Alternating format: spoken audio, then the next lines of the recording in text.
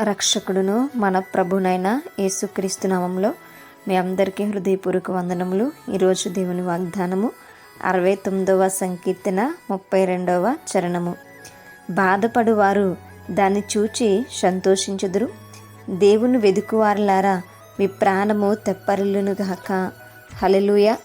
మరి ఇక్కడ మనం గనక చూస్తే మరి ఎవరైతే బాధపడుతూ ఉన్నారో, ఎవరైతే చింతిస్తూ ఉన్నారో, ఆ చింతలో, ఆ బాధలో, ఆ దుఃఖంలో, ఆ వేదనలో మనం గనక దేవుని స్తుతించగలిగితే, మనం గనక దేవుని సన్నిధానంలోనికి వచ్చి ఆయన ఘనపరచగలిగితే మనకు దేవుడు సంతోషాన్ని ఇచ్చేటువంటి దేవుడు. హల్లెలూయా.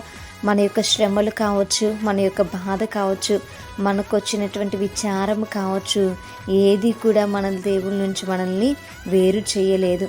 వేరు చేయకుండా మనం వాటిని పక్కన పెట్టి మరి దేవుణ్ణి స్తుతించగలిగితే, మనం దేవుణ్ణి ఘనపరచగలిగితే గొప్ప ఆశీర్వాదం కింద దేవుడు దాన్ని మనకి ఉంచబోతూ ఉన్నాడు.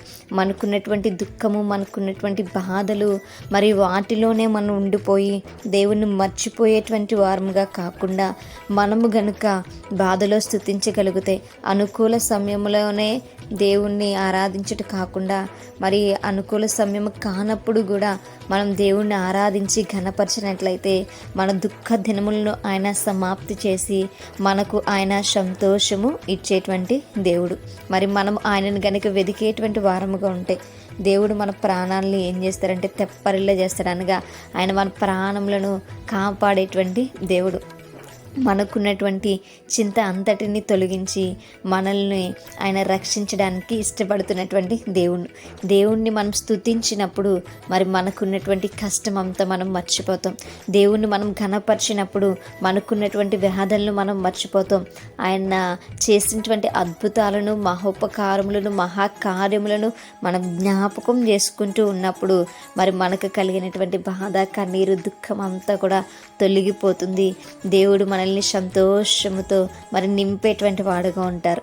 కాబట్టి మనం దేవుని వెదికేటువంటి వారముగా ఉందాం. ప్రతి సమయమందు కూడా మనం దేవుణ్ణి మరి సంతోషపరిచేటువంటి బిడలుగా ఉందాం. ప్రతి సమయమందు కూడా మనము బాధపడి కృషించేటువంటి వారముగా కాకుండా సంతోషంతో ఆయన ఇచ్చినటువంటి ధనమును కోసం ఆయనకు మరి కృతజ్ఞతాస్తులు చెల్లిస్తూ ఆయన నామాన్ని హెచ్చించి ఘనపరిచేటువంటి వారముగా ఉందాం.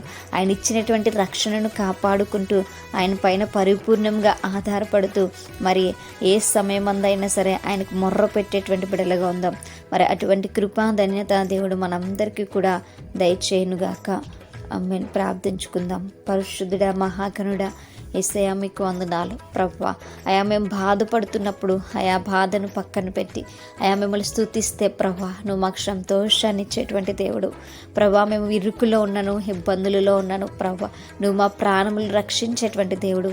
నిన్ను వెదికే వారముగా మేము ఉంటే అయితే నీ ప్రత్యక్షత నాయన కలిగించేటువంటి దేవుడుగా నీవు ఉంటావు. మమ్మల్ని ఆదరించే దేవుడుగా నీవు ఉంటావు కనుక అయా మా ప్రార్థన ఆలకించి అంగీకరించమని, ప్రార్థన దయచేసి మీ పాదశానికి చేర్చుకోమని యేసయ్య అతి పరిశుద్ధ నామంలో అతి మిక్కిలి వినయముగా బ్రతిమలాడి వేడుకుని పొంది ఉంచున్నాము మా ప్రియ పరలోకపు మా కన్న తండ్రి.